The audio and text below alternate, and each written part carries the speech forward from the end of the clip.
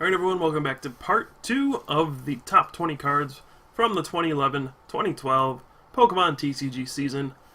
If you didn't watch the first part, go back and watch that. You missed out on some good stuff. But right off the bat, let's jump into number 10, which is Eviolite. Now, this card came out in Noble Victories around City Championships, and it changed the game forever. It might not seem like much, but all these huge, big, basic Pokemon have been dominating the format. These things, they started off, they just had 130 hit points, and then the EXs came out, they had 180 hit points, 170 if you're Mewtwo, but still a ton of HP. And what way to make them better than to have an Eviolite on them that reduces all damage done by 20. So this made cards like Zekrom extremely good, where Bolt Strike, you would do 120 damage, and then it would actually reduce the self-damage by 20. So you would do 120 damage for 3 energy, reduce the damage by 20 to yourself, and then in the future, if you got attacked, it would reduce that damage by 20 as well. It just made all these big basic Pokemon impossible to knock out in one hit, unless you were Mewtwo. Everything else had a tough time, and it really just made life more difficult for all the Stage 2 decks. And it actually made the game more difficult for all the other basic Pokemon too. Without Eviolite, I think Darkrai EX would have been a little worse. They would have had Terrakion knocking on his door a lot more. But Eviolite prevented the Terrakion from knocking him out in one hit. That actually prevented a lot of losses for Darkrai decks, I'm sure. And overall, just preventing 20 damage every single time, that could just change the game in itself. Pokemon is a game where 10 damage can decide everything. And you're reducing by 20 every single time it stays attached to your Pokemon every turn. Stuff like Yanmega Prime, which was useful during the beginning parts of the season, all of a sudden became obsolete because Sonic Boom doing 50 instead of 70, well, that just doesn't really cut it. I mean, you can not even knock out a Zekrom in 2 hits anymore. What are you supposed to do? So Eviolite, it just kind of pushed out the smaller, weaker Pokemon for good, and it brought in the new age of giant, basic EXs, and there's not much you could do about it. Next up, we have a card that really just changed everything about Pokemon, and that is Vileplume. When this guy comes into play, it shuts off all trainers, which means no more Pokémon Catcher, no more Switch, no more Plus Power, no more Junk Arm. None of that stuff is playable anymore. And in an age where most decks actually revolve around trainers, even there are trainers that get your supporters like Random Receiver, there's Level Ball, Heavy Ball, Pokemon Communication, those things search for your Pokemon, Ultra Ball too, all these things are shut off by Vileplume. Now, even if that weren't enough to be disruptive, it also combos very well with cards that have status effects, because you can't play Switch to get around them. Stuff like Vanillux, which could paralyze you every turn, that was very, very devastating with Vileplume if you could get both into play quickly enough. And it was a very strong deck. The only way you could really beat those decks is if you completely blew it over by the time, or before they set up, or you had to play tech cards like Espeon or Unknown Cure. Otherwise, you just couldn't beat these decks. It was just too strong to have this Vileplume out. The Allergy Flower just locks all your trainers, and there's nothing you can do about it. The scariest one came about when Excelgor came out from Dark Explorers. What would happen is they would get paralyzed every single turn with deck and cover, and then you would have Chandelure come out and manipulate the damage to make sure that your opponent always got knocked out at the end of their turn, or you would use Curse Shadow with Chandelure to knock them out on your turn so you can just paralyze the next thing with deck and cover. This was an extremely good deck that there was nothing you could really do about once it got set up, and Vileplume was the key to that. It just shut down so many different options for your opponent. The main one was Switch, that you could not get out of these paralysis, and overall we saw Vileplume in a ton of decks throughout the season. It started off in the Truth with Reuniclus, the deck that Ross Cawthon used to take second at Worlds in 2011, and it just developed over the course of the season with Vanillux and Excelgor. So by far this is one of the most annoying cards we've ever seen in Pokemon, just because once it hits the field, you can't really do anything. People will get frustrated. I mean, once you just get paralyzed every turn by a Vanillux or an Excelgor, and there's a Vileplume out there, you just kind of don't get to play the game anymore. You just kind of draw your card, and you're like, I'm paralyzed, pass. And they would attack again, you'd be paralyzed again, and you would just pass. And there's nothing you could do about it, unless you played Espeon or Unknown Cure. So Vileplume, allergy season is over once and for all. It's rotating out of the format. But man, he caused a lot of headaches. Number 8 goes to Shaymin from the Unleashed set. Now, when this card was released originally, people looked at it and said, wow, that effect could be really good. You can just rearrange all the energy on your field with Celebration Wind, and you can just kind of get an attack out of nowhere with a Pokemon that you just play down from your hand. And you could just go, drop down this new Pokemon, Celebration Wind, move all the energy to it, boom. Your opponent could never see that coming. Unfortunately, when it was first out, there was a card called Power Spray, which blocked the effect of Celebration Wind. It was very popular in the SP decks, so there wasn't real incentive to use this card because, well, it only works when you play it down on your bench, and if it gets Power Sprayed, you just kind of wasted a bench spot, and there was nothing you could do about it. So, originally Shaymin did not get much play at all. Then, when the format rotated, we lost Power Spray, and hey, Shaymin became very good. Originally, it was in the Pachirisu Shaymin Zekrom deck, which would try to get a turn 1 Bolt Strike with Pachirisu Self-Generation. You drop 2 Lightning Energy, you move 2 of them to Zekrom, then you go ahead and attack. It was also good with Tornadus, which did that as well. Turn 1, you could use Hurricane. After that, yeah, people started using Shaymin a lot more because they realized, hey, rearranging my energy is pretty good. But it didn't really reach its highest popularity until Mewtwo came out. Now, why would that matter? Well, you could just drop a Shaymin. If you got energy sitting on your board, you move them all to your Mewtwo. It does 20 for each energy attached to you and the defending Pokemon. So if you got like 6 energy sitting around, you just go ahead, Celebration Wind, move them all to Mewtwo, and X-Ball. Just comes out of nowhere. You can hit for like 200 damage just out of nowhere thanks to Shaymin. It really made the game more unpredictable. You never knew what was going to happen next. Even though you saw, okay, my opponent just has these Pokemon out there, just a couple energy, I don't think he can really attack me next turn. All it took was a Shaymin to move the energy somewhere else, and you were in some trouble. So Shaymin was a very, very powerful card that really thrived once we had Mewtwo. But everyone could see that it was really good. So Shaymin, it's gone now, but man, it won a lot of games for a lot of people. Crashing onto our list next is the big bad Terrakion. Now, when Terrakion first hit the scene, he really didn't hit it too hard.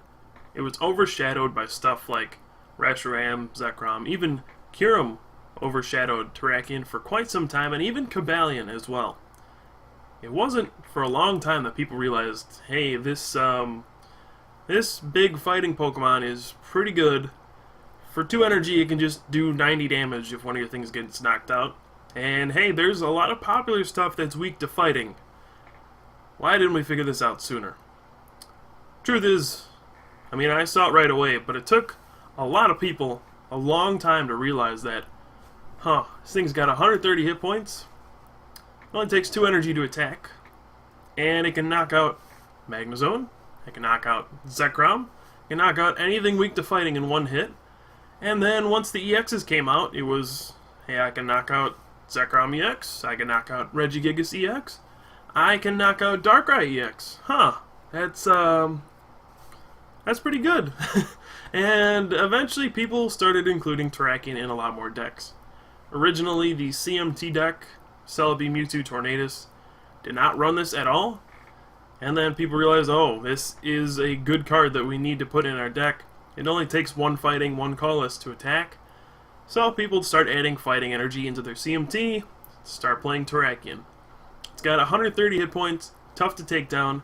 90 damage is a great number to hit because it knocks out Darkrai EX in 1 hit, and it does 90 times 2. It really knocks out most fighting weak Pokemon in 1 hit. And if they don't have an Eviolite, then it'll knock out EXs in 2 hits as well. Just 90. And usually most EXs will not knock out Terrakion in 1 hit.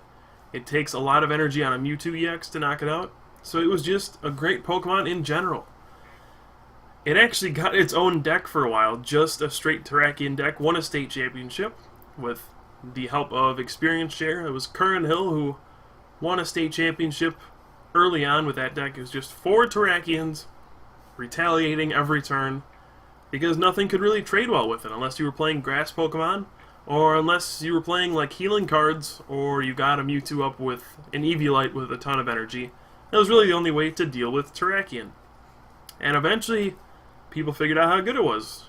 And as the format went on, we saw it in more and more decks. And hey, what do you know? Terrakion was in the deck that won the World Championship because, hey, it knocks out Darkrai.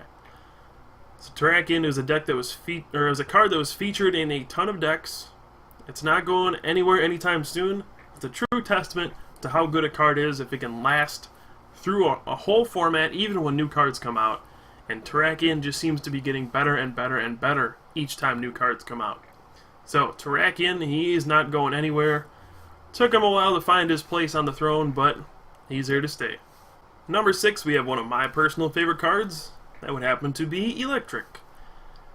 Now, in the past, we've had a lot of energy acceleration in the history of the game.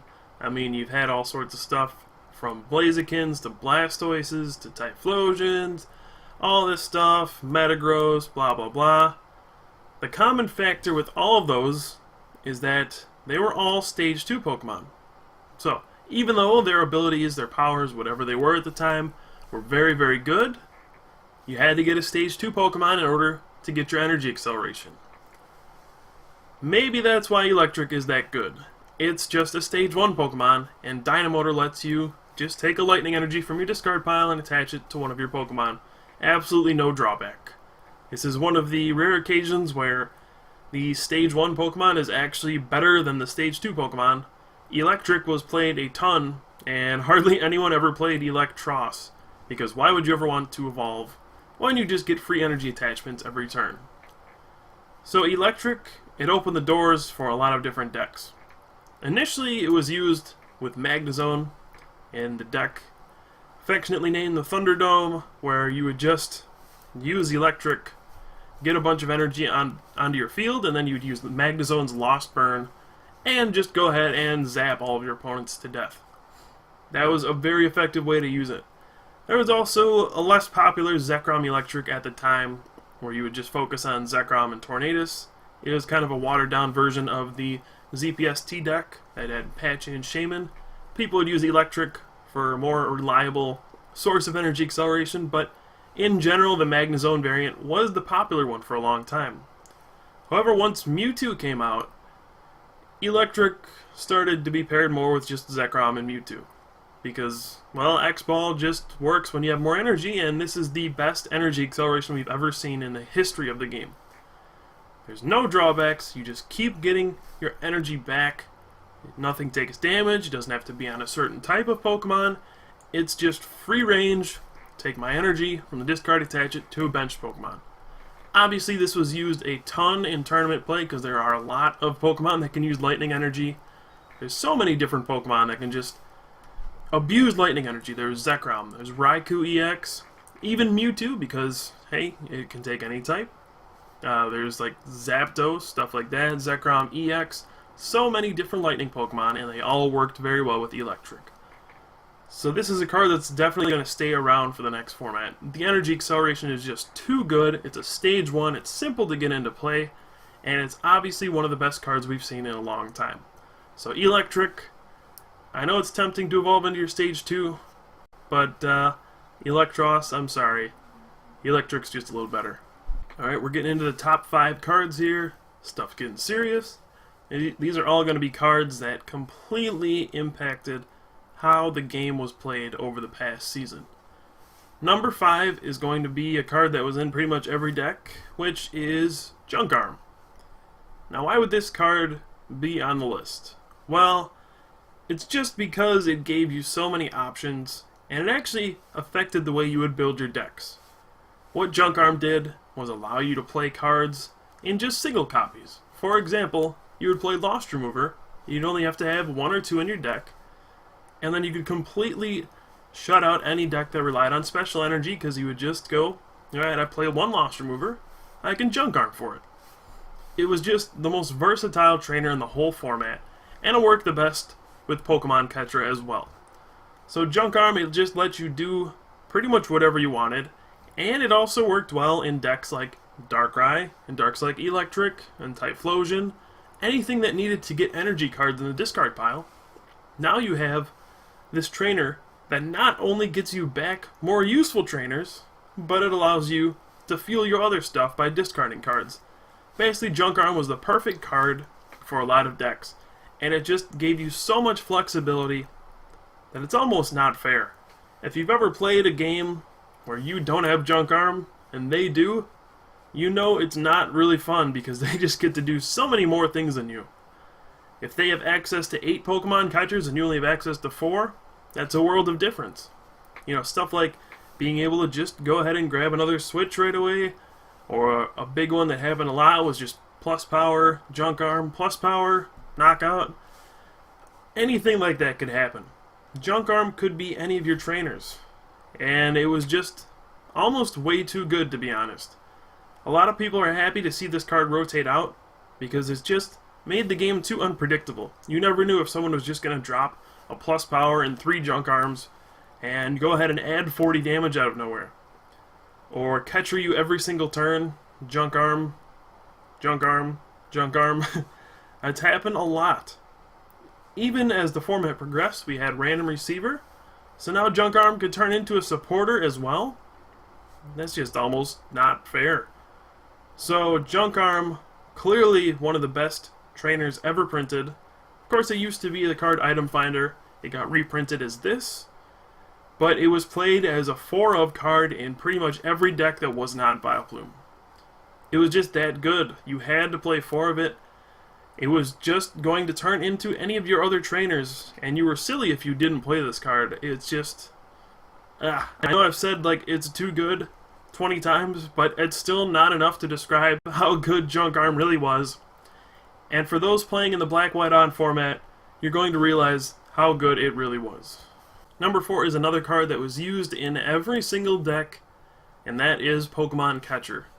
Now when this card came out, people were saying, yay, now I don't have to play Pokemon Reversal. I don't have to flip a coin anymore. And then you realized, oh, they don't have to flip a coin anymore either. Nothing on my bench is ever safe ever again.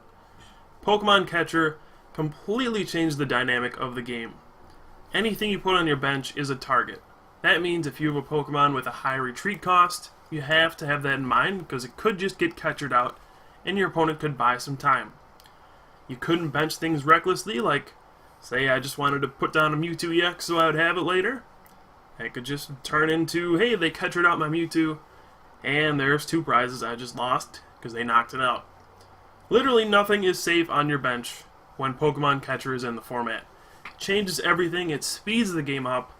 If you have low hit point Pokemon, they're targets, they can just be picked off easily. And when you have Pokemon Catcher combined with Junk Arm, it's way too easy for people to just take all 6 prizes, honestly, just catching out different Pokemon. So it really punished anyone who was benching too many things, was being silly with what they were putting down on their bench, anything like that. But a lot of the games just turned into a race. How many things can I Catcher? Can I beat my opponent to the punch? Now, Pokemon Catcher was so good that even decks with Vileplume played it sometimes. As silly as that sounds, even though they shut off trainers, some Vileplume decks would play like a Tech Seeker to pick up their Vileplume, and they would Catcher something out, and then replay their Vileplume. That's how good it was. They would go out of their way just to add a Catcher to their deck because it was so good. In the previous formats, we had Luxray Level X to use Bright Look, and people widely complained about that one for being cheap, that you can just keep dragging up stuff, and now it's here in the form of a trainer card that you can reuse with Junk Arm. Without a doubt, Pokemon Catcher was the most influential trainer in the entire format, and it will continue to be in the future format. It's way too good, you can just pick stuff off your opponent's bench, and it just speeds the game up. It really makes it impossible for Stage 2 Pokemon to keep up unless they're extremely powerful. You know, stuff like Kling Klang that just sat there and moved energy around to your basic Pokemon, that stuff could work. But decks where you need to set up this big Stage 2 Pokemon and power it up, that's not going to work, because you either get catchered and your Stage 2 gets knocked out before you can do anything, or they just keep catchering things around you, so by the time you are set up, you're way too far behind to win. Pokemon Catcher, it used to be Gust of Wind, which people used to call Gust of Win, and it hasn't changed since then. Number 3 is the most devastating supporter card ever printed, and that is N. Now, for those of you who can remember back to the Team Rocket Return set, this is an exact reprint of the Rocket's admin card that was just as devastating back then as it is now. Now, what makes this card so incredible? Well, early on in the game, it works just fine as a draw card. You can shuffle in your hand and your deck, and then you draw 6. Later on in the game, after your opponent has taken a bunch of prizes, say they're down at 1 prize. You play an N, they now have to shuffle their hand into their deck and draw 1 card. So this is a card that can allow for some great comebacks, and it can really just make the game turn into a crapshoot sometimes, but you can't deny how powerful it is. Your opponent could have the game all but wrapped up, all they need to do is attach 1 more energy, and then you play an N, and you make him shuffle in and draw just 1 card. And he could go 3 or 4 turns and not draw that energy he needs to win the game. You could have everything sitting in your hand, and then all of a sudden you just get disrupted. This changed everything on how decks were designed and how people played the game out. They would start to discard useless cards as the game went on, because I don't want to draw that if my opponent plays an N. Decks would play 4N just because it was that powerful. You needed to disrupt your opponent. It was very powerful when someone would knock out an EX Pokemon and take 2 prizes. Then they would have 2 less cards to draw after you play the N. And I mean, it was unavoidable. Every game pretty much played N, and a lot of it just came down to top decks. What were you going to draw? If you didn't draw anything good off your 1 or 2 cards, you would end up losing the game. So decks like Emboar, where you need to play a bunch of stuff from your hand, that stuff kind of got phased out because, well, if they're shuffling in my hand and I need to have like 3 fire energy to power up my next Pokemon, that's never actually going to work anymore. So N, it not only impacted a lot of games, it impacted the viability of a lot of decks. It made slow decks more viable because it allowed them to come back. You know, some stuff like Vileplume, N was very effective. It also gave you a chance to make a comeback if you had kind of a slow start. So whether or not you like N, that's not the question. A lot of people hate it, a lot of people love it. But you can't deny how strong it is. Just being able to disrupt your opponent's hand has always been one of the biggest advantages in Pokemon. And it's not changing anytime soon. Since there's no real Pokemon that can refill your hand with a power or anything like that, it was just too good. I mean, there was stuff like Magnezone Prime, but that got phased out because it was a Stage 2. Anything else didn't really work. Only the thing we really had was Smeargle's Portrait, and that was unreliable. So N, it really just came down to the luck of the draw at the end of the game. And did you get lucky, or did you not? That's what a lot of games came down to. Alright, we're getting to the top 2 cards of the 2011-2012 Pokemon TCG season. It was a tough choice deciding which of these would go on top. But number 2 ended up being Darkrai EX. Now, when this guy came out, obviously you knew he was going to be good. Just the ability, Dark Cloak is very good, Night Spear is really good, 90 and 32 bench Pokemon, and it came with its own energy acceleration in the form of Dark Patch. So you could just power this thing up out of nowhere and start attacking as soon as turn 1 in some cases, even though it was kind of unlikely. It did happen every once in a while. You could get a turn 1 Night Spear. Turn 2 Night Spear was a little more realistic. Turn 3 by the very least with Dark Patch and all the tools you had available to you. It even had Dark Claw to go with it if you really wanted to. Most people decided to go with Eviolite, but Darkrai was a card obviously meant to be good. The creators of the game just said, alright, we think Darkrai is kind of cool. Let's just make him one of the best Pokemon ever printed. So, the ability in itself spawned a bunch of new decks, giving free retreat to anything with a dark energy attached. At first, it was very overlooked. I don't think people understood the implications of, you give this thing free retreat. And eventually it was, oh, we can use stuff like, hey, a Kling Klang deck, where, you know, I can just move an energy to my active Pokemon, and then retreat it for free. Even though a Terrakion has a 4 retreat cost, I can just move an energy to it, retreat it, and hey, I can just move my energy somewhere else. It opened up decks like that. It also opened up stuff like the Mew Excelgor Chandelure deck, where you would have a dark energy on your Chandelure. Every turn you would use Deck and Cover, paralyze your opponent, promote Chandelure, and then you would just go ahead, Curse Shadow, and then you could retreat for free. So Dark Cloak in itself actually made a bunch of decks, like 4 or 5 different decks, all came just because of that ability. The attack in itself, obviously very good. 90 and 32 bench Pokemon. 90 was a magic number that allowed you to knock out Eelektrik. It's also a magic number that allowed you to knock out any EXs in 2 hits, as long as it didn't have Eviolite. The only thing holding back Darkrai from being the best Pokemon is that it was weak to Terrakion, and all it took was a Retaliate to knock you out. Otherwise, I mean, 90 and 30, you can't really beat that. Electric decks, they were just crushed by Darkrai, and you could see that from the results at the World Championships. 7 out of the top 8 decks were all Darkrai variants. Night Spear was really fast, and it just hits you hard, and it hit a bench Pokemon. There's not much that could compete with that. When you combine it with Eviolite, it was just too difficult to knock out, and Dark Patch, you could just keep powering up more and more Darkrai's, and you could power them up quickly. Plus, it even had the benefit of special dark energy, if you wanted to go that route, to add more damage. So really, people just started to tech for Darkrai because, hey, you either play it, or you try to beat it. There's no middle ground here. Darkrai is going to be at every tournament you play in. It's too good. Otherwise, I mean, if you play a deck that loses to Darkrai straight up, you have no shot of winning a tournament.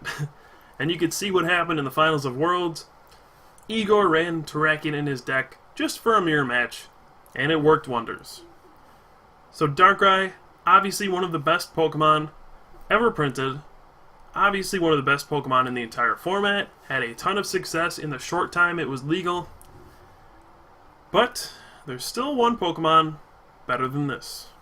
So what was the best card in the entire 2011-2012 season? I'm pretty sure most of you have figured it out by now. And that would be Mewtwo EX. I mean, come on. Did you expect anything else? The second this card came out, it had more hype around it than anything I've ever seen, and there was actually good cause for it for once. This card is ridiculously good. X-Ball completely changed the way the game was played.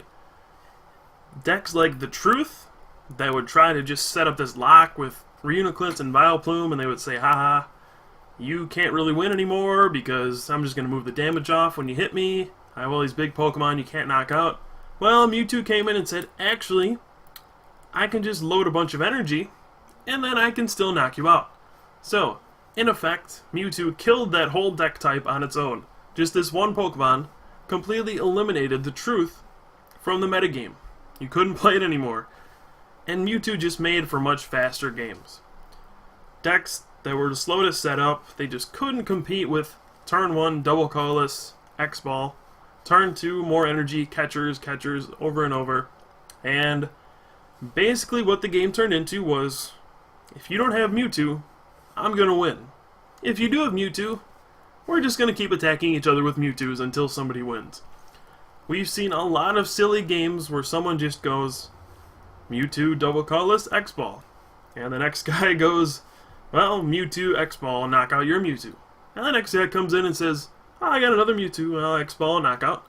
And the games would literally be decided in 3 or 4 turns because you would take 2 prizes every time it gets knocked out. For the longest time, Mewtwo was the unquestioned king of the mountain in terms of Pokemon because there was nothing that could really trade with it efficiently besides another Mewtwo. It happens to be weak to itself. You know, until Darkrai came out, there was really nothing that could compete with it. There was Terrakion for a little bit. That kind of gave it some trouble, but eventually people realized that, well, if I just play Eviolite on my Mewtwo, Terrakion really doesn't do much against that either. So, once Darkrai came out, Mewtwo got put in check a little bit. Darkrai does resist Psychic. It's a quick attacker. With Eviolite, it resists 40 damage from each X-Ball, and it made it tough for an early Mewtwo to do anything. However, once you got to the end of the game, and you factored in Shaymin, how many times have you seen it? Someone drops down a Mewtwo, drops down a Shaymin, moves all their energy to a Mewtwo, and then X-Balls to knock out a Darkrai. I've seen that a ton of times, and hey, I even saw it in the finals of the World Championships, and in the finals of our Top Cut Invitational, and pretty much every game I've seen with Mewtwo. This card was just too good. It had no real damage ceiling. There's no real drawback to it besides another Mewtwo could come out of nowhere and knock you out. And it just made the game speed up. Anything that had 40 hit points was a liability to be knocked out on the first turn from an X-Ball, and there's nothing you could really do about it. It has 170 hit points. It's a massive Pokemon. Stuff like Reshiram and Zekrom that were considered to be super powerful all of a sudden got dwarfed a little bit by the power of Mewtwo. So I can't tell you how many times I've seen Mewtwo's just battle it out with Mewtwo's, and that's why it's number one. A game can be decided just between Mewtwo's trading back and forth because there's nothing else that can really deal with it. I mean, look at the decks that did well at the World Championships. They combined the top two cards of this list, Darkrai and Mewtwo. Both combined formed the best deck in the format, hands down. And Mewtwo, his dominance was asserted from all the way from state championships all the way to the World Championships. The second he came out, he was dominant, and nobody could stop him, except another Mewtwo. So without a question, Mewtwo EX was the best Pokemon, the best card in the entire format for this year, and he's going to stick around for next year. Mewtwo EX, X-Ball, how many times did you hear that this season? Well guys, that's going to wrap up this video. Hope you guys enjoyed it. Leave some feedback for me down in the comments if you disagree with any of my rankings, or you think I forgot a card or something like that. I hope I could take you down a trip on memory lane there. Just kind of revisit everything that happened during the season. It was a nice little way for me to recap how everything played out. I know there are a lot of cards that I didn't mention, but at the end of the day, there's only 20 I can get to.